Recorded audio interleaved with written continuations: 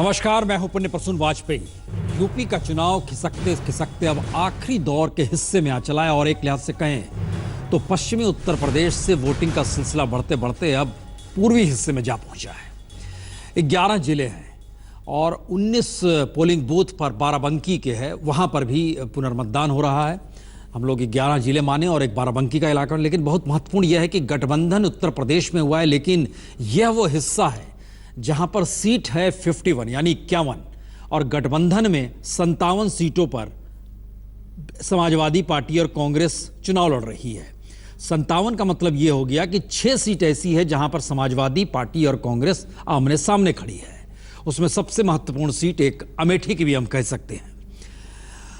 सारी जगहों पर हमारे संवाददाता हैं, लेकिन उससे पहले एक जानकारी देते हैं। ये वो इलाका है जो सबसे पिछड़ा इलाका एक लिहाज से हम कह सकते हैं। यहां पर प्रति व्यक्ति प्रतिदिन की आय महज 70 रुपए से भी कम होती है।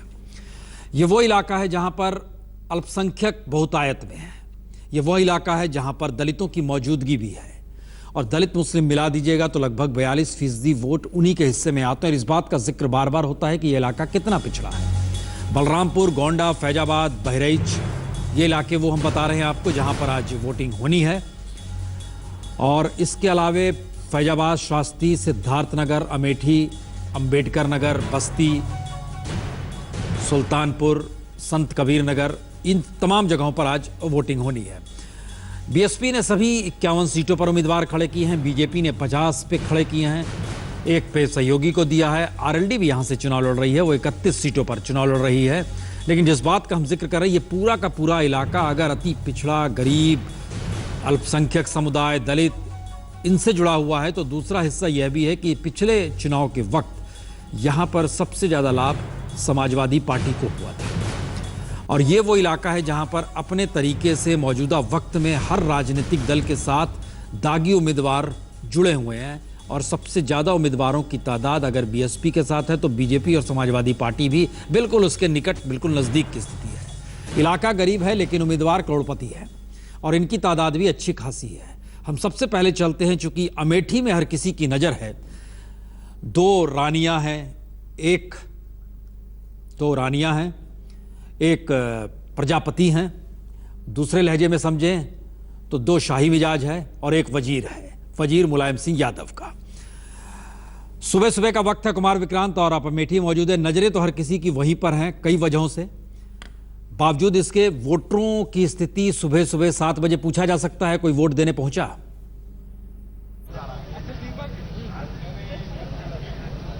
प्रसून जी, अहम बात बताऊंगा, कैमरामैन से कहूंगा एक बार यहां पर पीछे दिखाएं लोगों को कि यहां पर अमेठी का ये रामनगर बूथ है और यहां पर सबसे पहले परंपरा है यहां पर कि सबसे पहले धोबी आकर वोट डालता है और धोबी यहां पर पहुंचे हुए हैं अंदर, और जब वो वोट डालेंगे तब यहां पर मतदान शुरू होगा। ये अमेठी की अहम परंपरा है। और दूसरी बात अगर करें तो इस अमेठी में खासकर, जो कि राहुल गांधी की अमेठी कही जाती है, यहां से वो सांसद हैं, लेकिन इस बार राहुल गांधी से ज्यादा यहां दल की नहीं महल की लड़ाई है।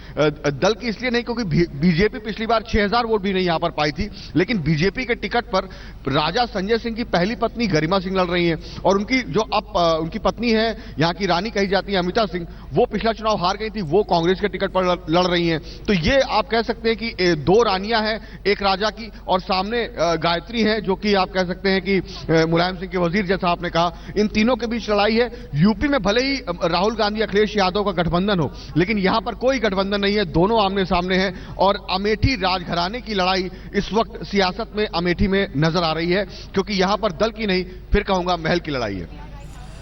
और नब्ज तो माना जाता है कि खींची जाती है किसी न किसी तरीके से। अयोध्या ने खींची थी और अयोध्या में या फैजाबाद के इलाके में बालकृष्ण भी हमारे साथ है। बालकृष्ण, पहला मौका है, एक मुस्लिम उम्मीदवार भी मैदान में है, पहली स्थिति है जिसमें जिक्र राम मंदिर का नहीं हो रहा है, और इन स्थितियों में लोगों के बीच क्या रुझान?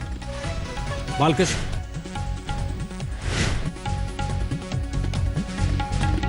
प्रसून, जब अयोध्या आए थे तो सोचा था कि शायद ये साधु संतों की नगरी है, यहाँ पर सुबह सुबह लंबी कतार लग जाएगी क्योंकि सुबह जगने वाले लोगों का शहर है, लेकिन वैसा कुछ दिख नहीं रहा है। आप मेरे पीछे जिस बूथ पर देख सकते हैं अयोध्या में कि वहाँ पर इक्का दुक्का लोग ही आना शुरू हुए हैं, दूसरे जगहों की तरह ही। जहाँ तक अयोध्या सीट की बात है, दो बातें महत्वपूर्ण हैं। पहली बात यह है, जैसा आपने कहा, कि पहली बार ऐसा हो रहा है कि किसी बड़ी पार्टी ने, बीएसपी ने यहां पर मुस्लिम उम्मीदवार उतारा और उस पर सबकी नजरें लगी हुई है। दूसरी, उससे भी ज्यादा महत्वपूर्ण बात यह है कि अयोध्या की सीट जो है वो बीजेपी के लिए सिर्फ एक सीट का सवाल नहीं होता है, उसका एक प्रतीक है, उसका एक महत्व है और इस सीट को जीतना बीजेपी के लिए इज्जत का सवाल है। लंबे समय के बाद, 2 दशक के बाद पिछली बार ये हार गई थी अयोध्या की सीट बीजेपी, और इस बार जिस उम्मीदवार पर उन्होंने दांव लगाया है वो बीजेपी में चुनाव लड़ने से पहले पिछली बार बीएसपी के उम्मीदवार रह चुके हैं और उससे पहले समाजवादी पार्टी से भी चुनाव लड़ चुके हैं। तो इसलिए अयोध्या की सीट जो है वो इस लिहाज से भी काफी महत्वपूर्ण है। 5 जो फैजाबाद जिले में जो 5 सीटें हैं उसमें से बीजेपी को पिछली बार सिर्फ 1 सीट मिल पाई थी और 4 सीटें समाजवादी पार्टी ने जीत ली थी। इस बार कोशिश होगी बीजेपी की कि कम से कम फैजाबाद अयोध्या में अपनी स्थिति सुधारे। अगर आप मुद्दों की बात करें, लोगों की बात करें, तो हम अयोध्या में खड़े हैं, लेकिन राम मंदिर जिसको लेकर इतनी चर्चा होती है, जिसकी इतनी बात होती है, वो कहीं ज्यादा मुद्दा चुनाव में कम से कम नहीं दिखता। लोगों की बात करें, वोटरों की बात करें, तो ज्यादातर लोग उन्हीं इश्यूज की बात करते हैं, लॉ एंड ऑर्डर की बात करते हैं, सुविधाओं की बात करते हैं, जो दूसरी जगहों पे जो मुद्दे हैं वही यहां पर भी दिखते हैं। सुजीत, आप पटना से पहुंचे हैं बहराइच। कहते हैं कि पूर्वी उत्तर प्रदेश जो है वो बिल्कुल बिहार के मिजाज को ही जीता है, और बहराइच में जब पहुंचे तो कुछ अंतर नजर आता है कि बिहार से कुछ इतर है, गरीबी के मामले में, सामाजिक तौर पर, वातावरण में, स्थितियों में और राजनीति में भी। सुजीत,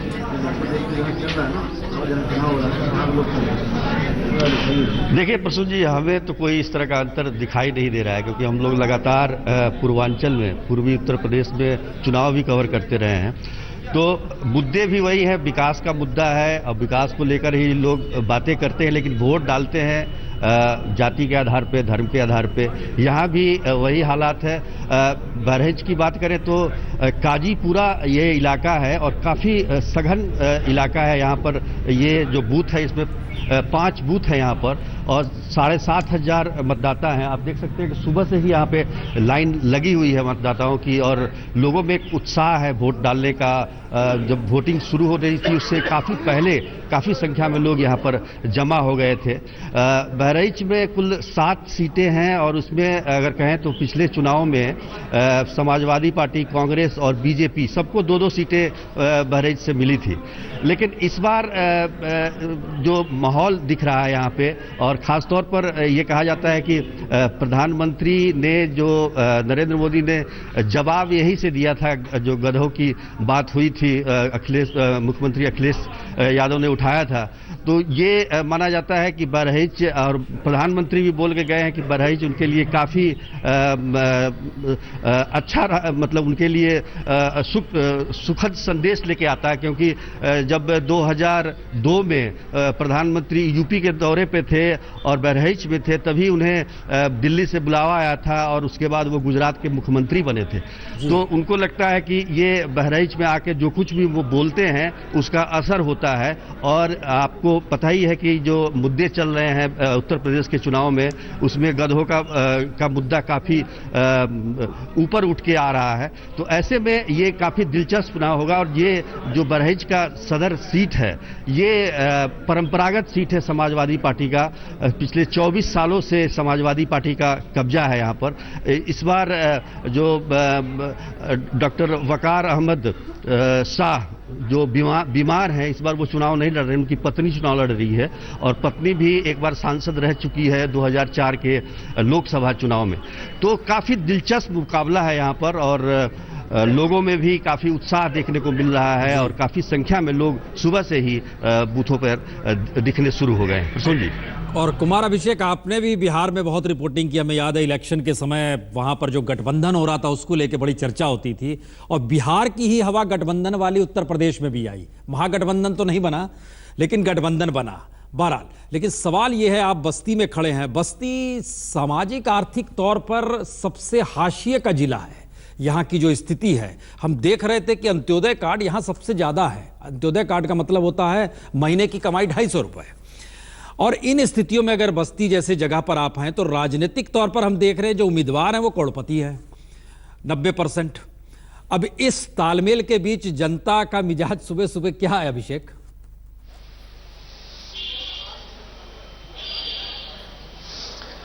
देखिए प्रसून जी, बस्ती वो जिला है जो सचमुच काफी पिछड़ा हुआ इलाका है, काफी पिछड़ा हुआ जिला माना जाता रहा है।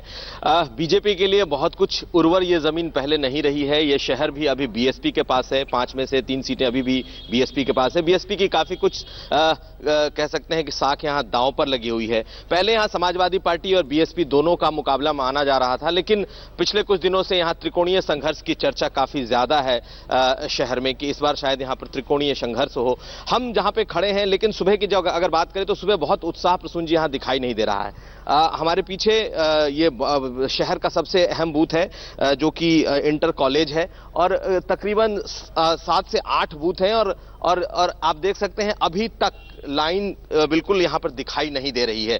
लोग इक्के दुक्के लोग कतारों में दिखाई दे रहे हैं, लेकिन जैसे जैसे दिन चढ़ेगा वैसे वैसे लोग यहां बढ़ेंगे। ये वो जगह है जहां से जब मुख्यमंत्री ने अपने 2 मंत्रियों को हटाया, गायत्री प्रजापति और राजकिशोर सिंह, तो यही इसी जिले से राजकिशोर सिंह थे, काफी पैसे वाले माने जाते रहे हैं, लेकिन राजकिशोर सिंह को मंत्री नहीं बनाया गया। हालांकि उन्हें टिकट जरूर दिया गया है, मुख्यमंत्री आए थे, उन्होंने उनका बाकायदा नाम लेकर संबोधन भी किया था। लेकिन यहां पर इस वक्त आज जो बात की जाए, गरीबी है, पिछड़ा है, जगदंबिका पाल का इलाका रहा है, यहां से कई बार विधायक रहे हैं, तो समाजवादी पार्टी के लिए अब उत्तर प्रदेश और पूर्वी उत्तर प्रदेश में यह जिला काफी अहम होगा। लेकिन मायावती ने काफी कुछ जोर लगाया है। 2 दिन पहले जो उनकी सभा थी वो बहुत बड़ी सभा मानी गई यहां पर। अब देखना यह है कि यह पिछड़ा जिला किस तरफ वोट करता है, लेकिन निश्चित तौर पर कहीं ना कहीं त्रिकोणीय संघर्ष की स्थिति जो आम लोग हैं वो बता रहे हैं। और हिमांशु, आप सिद्धार्थनगर में है, बुद्ध की नगरी में है, बचपन वहीं बीता था, लेकिन हमारा राजतिलक जब वहां हो रहा था तो वहीं पर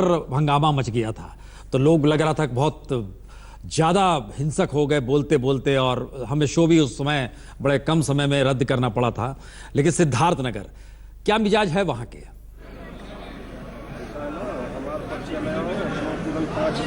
प्रसून, मैं आपको बता दूं कि यहां पर भी त्रिकोणीय मुकाबला नजर आ रहा है। बीएसपी एकाएक फाइट के अंदर आ गई है। पिछले कुछ दिनों के अंदर समाजवादी पार्टी और बीजेपी पहले से फाइट में थी। बीजेपी के लिए एक बड़ी अच्छी चीज यह है कि वो हर जगह पर फाइट पर है, यानी कि वो उसकी या तो लड़ाई बीएसपी से है या समाजवादी पार्टी से है। ये एक बड़ी चीज है। और दूसरी चीज ये है कि यहाँ पे 5 विधानसभा सीटें हैं, जिनमें से 1 पर बीजेपी का कब्जा है, बाकी 4 पर जो है वो समाजवादी पार्टी का कब्जा है। और समाजवादी पार्टी के लिए बड़ी बात यह है कि यहाँ पर उसको अपने जो है वर्चस्व को बचा के रखना होगा। मैं आपको बता दूं, मैं जिस पोलिंग स्टेशन पर खड़ा हूं वहां पर आप देख सकते हैं कि सुबह 7 बजे है, लेकिन लाइनें बड़ी बड़ी नहीं है, लेकिन छोटी छोटी लाइनें जो है वो लग चुकी है।